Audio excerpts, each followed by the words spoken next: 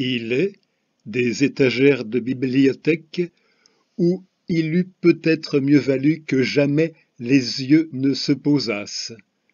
Trop tard. Les nôtres se sont attardés sur cette rangée de livres superbement reliés, et ils n'ont pas manqué d'y déceler à 2 reprises la présence de Marcel Bougnol. Marcel Bougnol, oui, et son célèbre roman, le livre que la vie attendait. Approchons, déchiffrons-en le titre, plus près. Mes vacances à Villeneuve-Loubet. Non que les livres voisins soient méprisables. Vous reconnaissez Mandrika, le concombre masqué, juste à côté Yves Goutignier, le grand poète, avec ébauche d'une présence, Hergé, les aventures de Tintin, le parfum vert, des œuvres choisies de Michael Legendre, et bien sûr, jamais très loin, les œuvres de Tofounet, son amant, tout nu. Mais Marcel Bougnol, le plus simplement, le plus froidement, le plus durement lucide observateur de notre temps. Non, il est des étagères de bibliothèque où il vaudrait mieux que jamais nos yeux ne se posent. Je n'ai pas voulu ouvrir le livre. Je sais trop ce qu'il contient de peintures sans concession, de rapports par trop fidèles, d'insupportables vérités sur la nature de l'âme humaine. Quoi? Vous m'en voulez? J'ai piqué votre curiosité, je vous laisse sur votre faim.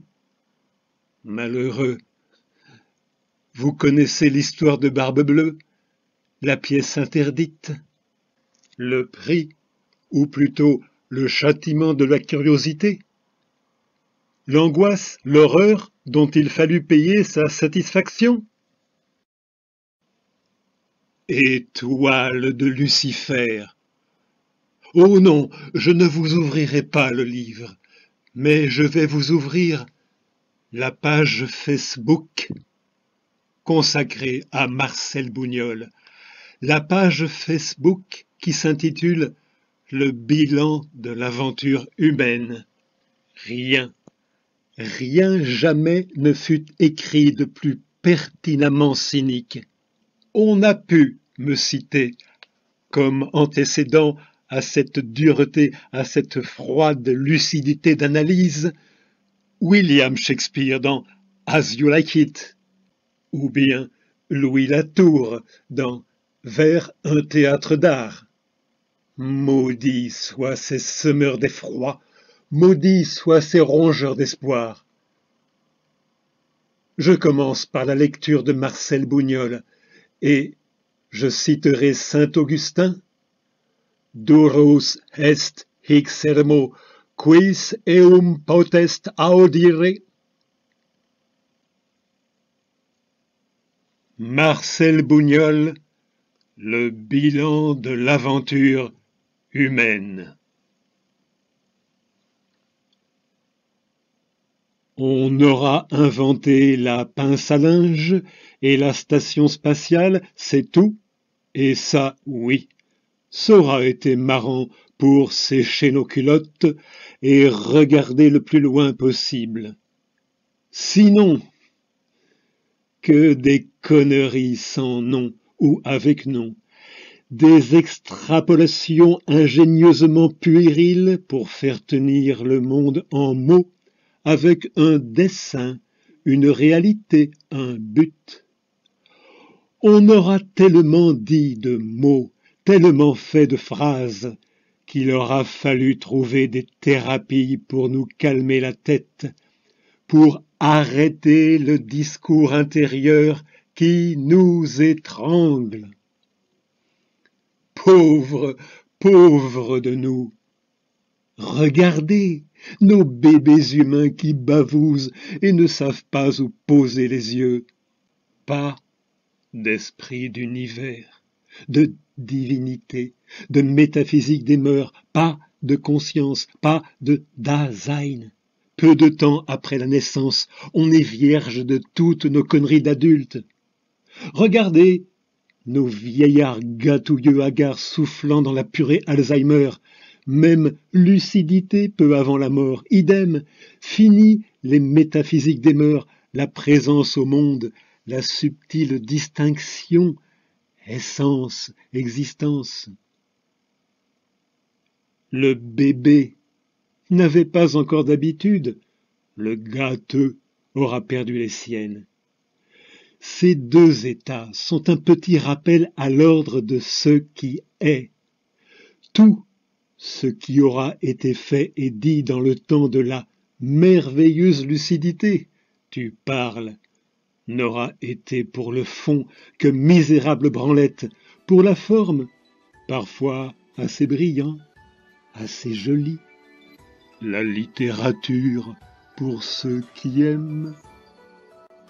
Oh, oh, oh, coupez-moi ça, là. La musique, le sirop de sucre.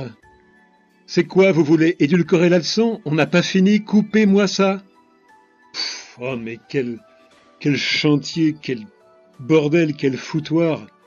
Et on peut pas enregistrer ici, là, c'est tout, sans dessus-dessous. Ce qu'on doit enregistrer, mais on l'a dit, les deux antécédents au bilan de l'aventure humaine de Marcel Bougnol. Le premier, c'est dans Shakespeare, As You Like It, comme il vous plaira, la fameuse scène entre le vieux duc et Jacques. Voilà. On l'a retrouvé. Le monde entier est un théâtre, et les hommes et les femmes ne sont que des acteurs. Ils ont leurs entrées et leurs sorties. Un homme, dans le cours de sa vie, joue différents rôles, et les actes de la pièce sont les 7 âges. Dans le premier, les 7 âges. Dans le premier, c'est l'enfant, vagissant, bavant dans les bras de sa nourrice. Ensuite, l'écolier Géniard, avec son frais visage du matin et son cartable sur le dos, rampe comme un escargot à contre-cœur jusqu'à l'école. Puis vient l'amoureux qui soupire comme une fournaise et chante une ballade plaintive qu'il adresse aux sourcils de sa maîtresse.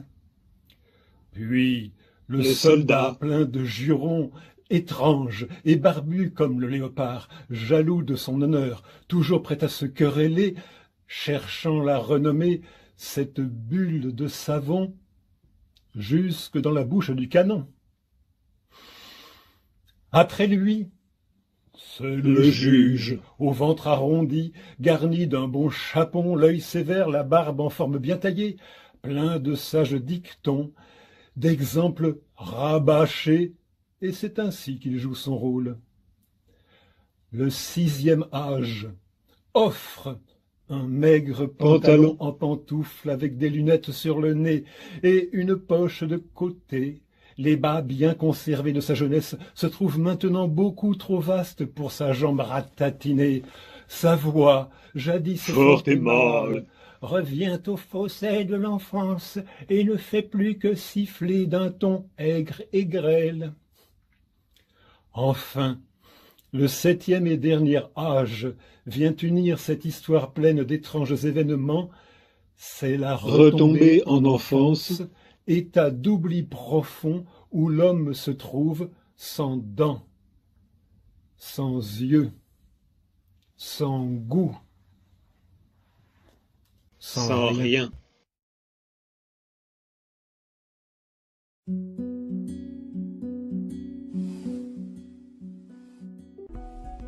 Qu'est-il possible donc à l'homme d'exprimer? Que cache ce que nous mettons en mots? Ce que nous sentons être sans doute, cette matière qui nous forme et nous compose un temps avec assez de force pour nous inspirer l'erreur de nous croire durables, plus durables qu'elles-mêmes, comme devant succéder à la dissolution du spectre que nous serons, comme ayant précédé la formation de l'embryon que nous fûmes, comme existant ailleurs, plus loin qu'entre ces brumes.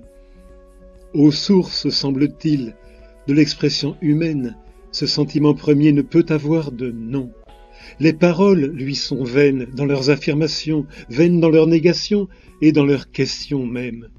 La poésie, la diction, l'orchestique, signe de révolte d'un langage et d'un corps qui se tournent contre leur impuissance à sortir de leurs normes, font le sujet vrai, le drame, l'agone dont se nourrit la représentation théâtrale. À l'extérieur des mots, à l'apparence des gestes, tout le vieux fardeau de sens, de dires conventionnels, d'histoires et de mythes portés depuis toujours. Au vers conscient de soi comme au corps exercé, l'effort, du moins l'essai, d'en arracher l'écorce. Mais dans tout ce que je viens de lire, je trouve que Shakespeare est un peu long. Je trouve que moi, je suis plus... Enfin, Shakespeare est un peu trop disert. Moi, je suis plus concis. C'est un article qui s'appelle « Vers un théâtre d'art » où j'essaye de répertorier ce qu'il est possible à l'homme d'exprimer. Et justement, j'essaye de pointer la façon dont peut-être on pourrait aller au-delà de ces choses rabâchées, comme celle du 6e âge de la vie. Les sentiments des hommes, mais aussi bien leurs actes, leurs histoires, ne sont rien de nouveau. La vie glisse la main dans notre marionnette, fort dure à enfiler d'abord, fort étroite, si l'on en croit les contorsions et cris du nouveau-né, et s'amuse d'elle-même en remuant les doigts dans nos membres, dans notre tête, en nous prêtant ses voix, en nous occupant.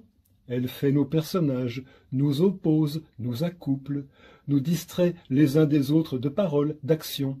Elle nous fait ses pantins jusqu'à ce qu'elle se lasse comme l'enfant d'un jeu et dépouille la guenille usée. On voit la trame.